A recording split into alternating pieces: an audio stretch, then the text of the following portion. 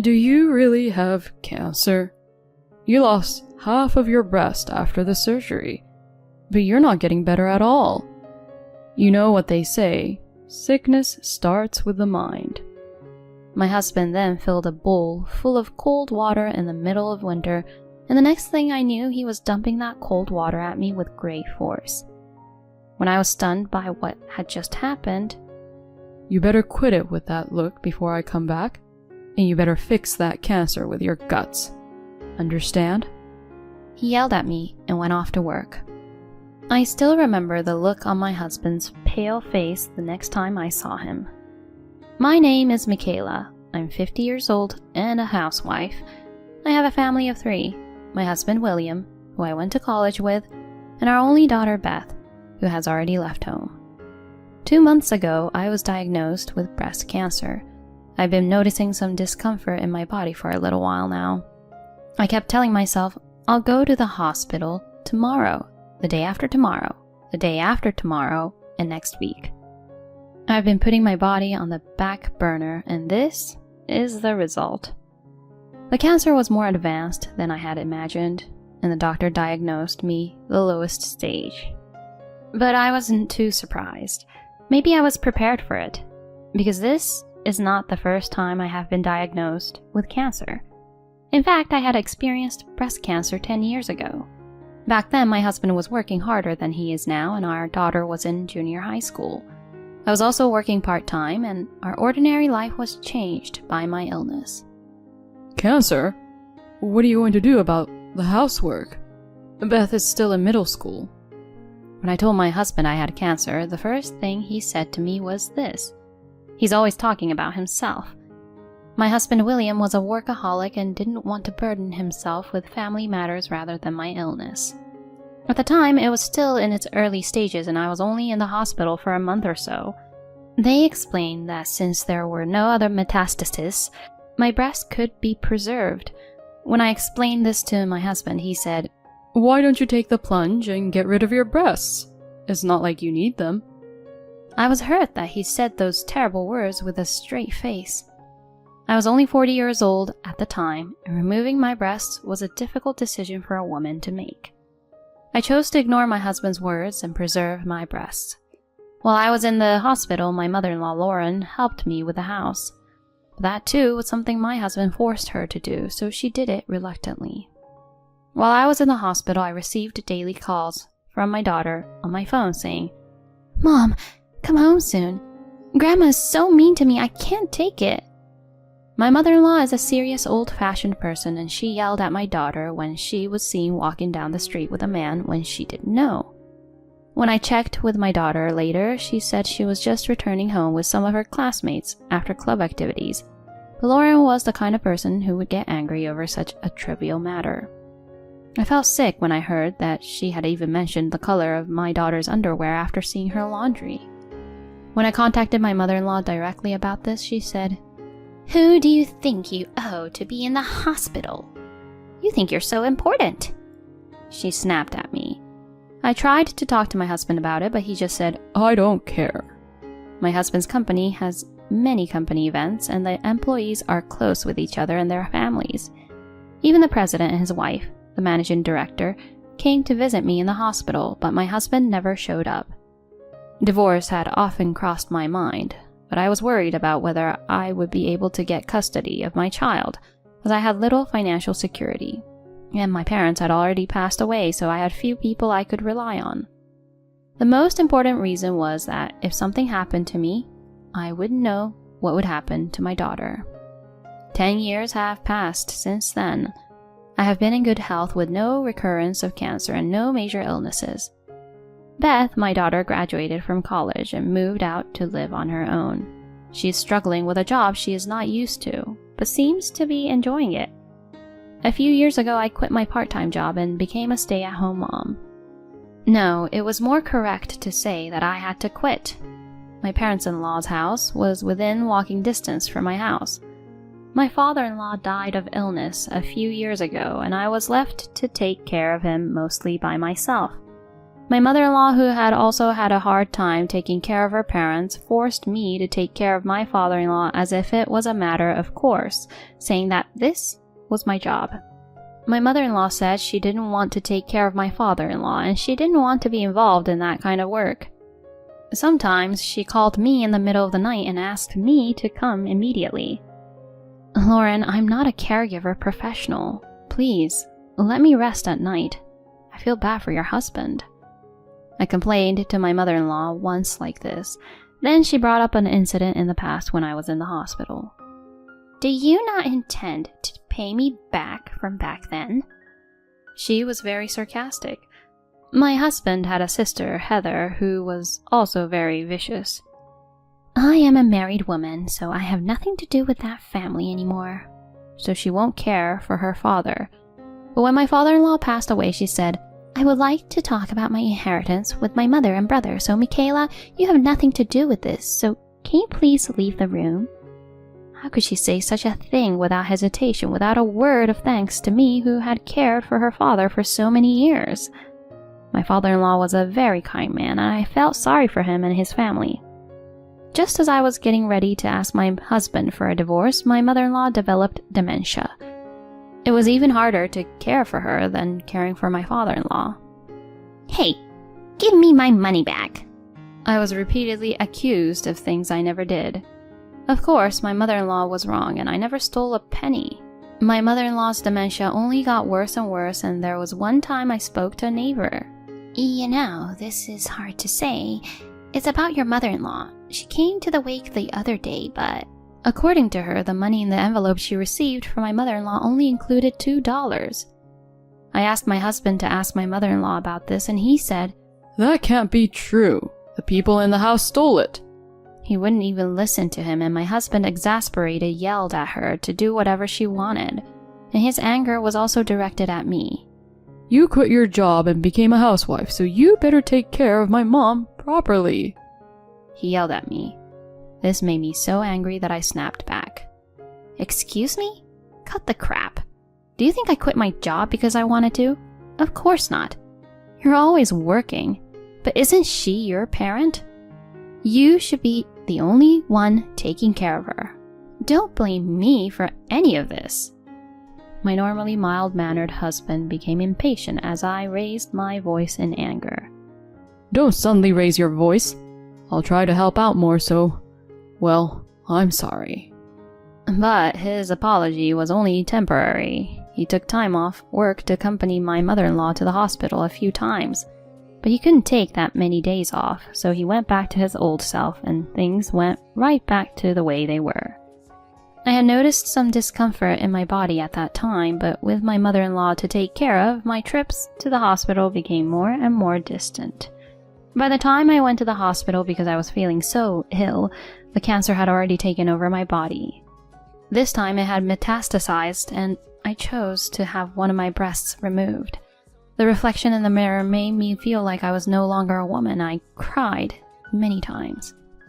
But when I was discharged from the hospital, my husband's words to me were, in a sense, what I had expected. I was to stay at home until the next treatment, and the doctor told me to rest. Still, you could at least take care of Mom. If they took your breasts out, you must be cured by now. The day after I was discharged from the hospital, my husband says such things to me with a sigh as I lay in bed. I can't do it, no matter what you say. Besides, the cancer isn't cured and I'm still sick. I can't deal with your mother. You do it. My wounds are so sore that it hurts to even lift my hand. My mother-in-law gets emotional, throws things, and is not the kind of person a sick person should be dealing with. My husband, who took care of my mother-in-law while I was in the hospital, must have noticed how difficult it was for me. And yet he still forces me to live the same life as before while I'm in the middle of treatment. What a horrible person he is. Anyway, I'm going to work now, and you can handle the rest. My husband said that and tried to leave the house. Cut the crap! I shouted loudly, and he turned around and approached me. Do you really have cancer? You lost half of your breast after the surgery, but you're not getting better at all. You know what they say, sickness starts with the mind. Then he filled a bowl full of water in the kitchen and dumped it right on me. The coldness of the water and my husband made me shiver. I guess he was under a lot of stress dealing with his mother. You better quit it with that look before I come back. You better fix that cancer with your guts. Understand? He said that and left for work. Guts? Is he stupid? I want to wipe my wet body and change my clothes right away, but I can't move as much as I want, and my wound hurts. I called my husband right away, but he was either ignoring me or not answering, so I called someone. An hour or so later, my husband came home with a panicked look on his face. The president asked me, why are you here, Mrs. Director? My husband was very upset, and even though it was the middle of winter, his face was sweating profusely. Michaela called me. She wants you to get in touch with her. What's the meaning of this? You're taking some time off to deal with Michaela, aren't you? My husband had a cup in his hand with the logo of a nearby coffee shop on it. He lied to me about his work so he could enjoy his time alone. No, that's... To my husband, who did not know how to respond, I hate people who can't take care of their families.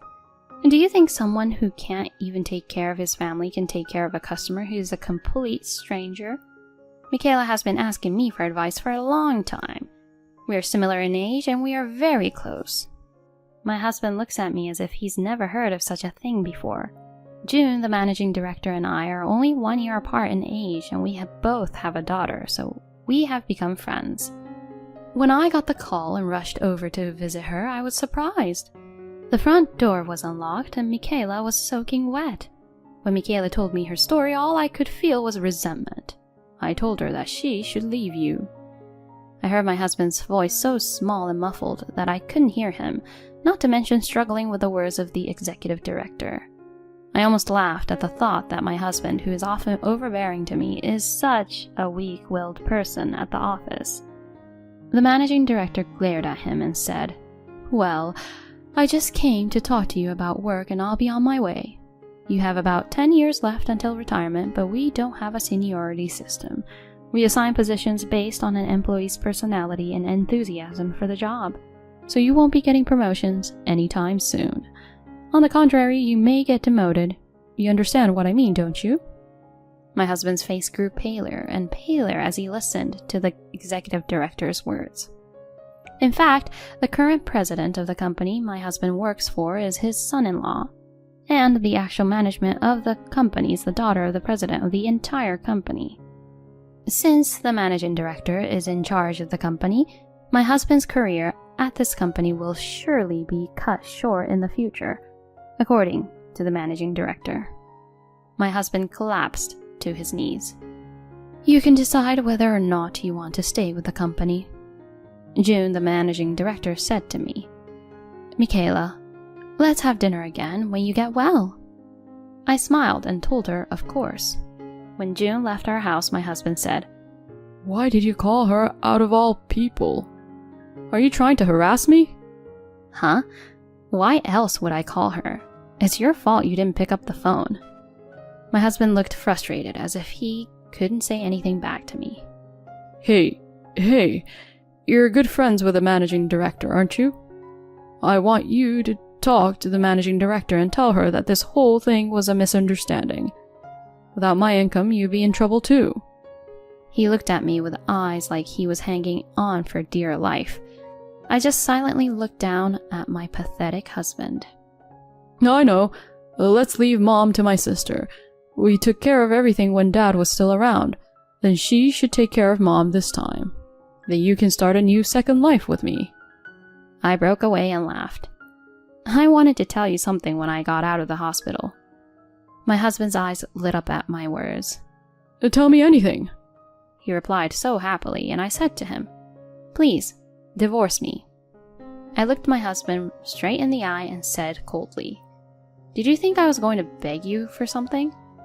Hearing the word divorce, my husband widened his eyes. "Why?" is all he could say from the shock. "Did you think I didn't know what was going on? I heard that you called Beth the first day I was admitted to the hospital and tried to get her to take time off work to take care of you and your mother. Don't you dare make fun of me. When I got the call from my daughter, I was gutted. This idiot husband was going to make our daughter take time off of work to take care of his mother. My daughter obeyed my advice to ignore him, and when she didn't respond, my husband gave up and was left to deal with his mother. I had resigned myself to the fact that this was my destiny in life, but I still don't want to live like this. How could someone who treats even his own parents like an obstacle in his life be so nice to me, a stranger? I don't want you in my life from now on. Get out of my sight right now. My husband must have been widely irritated by my nonchalant tone. What can you do without me? You are sick and unemployed. My husband yelled at me. Don't worry, I'm here. Out of the corner of my eye, my daughter Beth was standing there. I'm the one who called her. Hey, shouldn't you be at work? Working people can't take time off work easily. Beth ignored my husband's words and immediately went over to me. Mom, I'm sorry I'm late. I've got a cab waiting for us. Let's go. She quickly and lightly packed my luggage and was about to leave the house. Beth, you've always been so selfish. I sent you to college, you ungrateful bastard. My husband was furious. What? You sent me to college? You told me not to go to college, so I took out a loan and worked so that I can go. Your memories are falling out along with your thinning hair. Beth giggled as she looked at the top of my husband's slightly thinning head. I couldn't help but giggle at Beth's words.